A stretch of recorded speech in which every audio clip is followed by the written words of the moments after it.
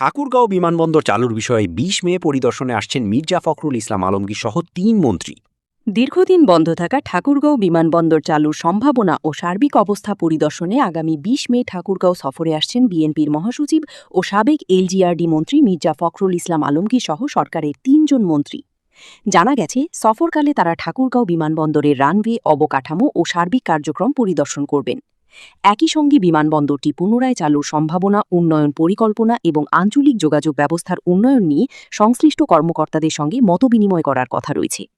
এই সফরকে ঘিরে ইতোমধ্যে জেলা প্রশাসন ও সংশ্লিষ্ট দপ্তরগুলোর মধ্যে ব্যাপক প্রস্তুতি শুরু হয়েছে।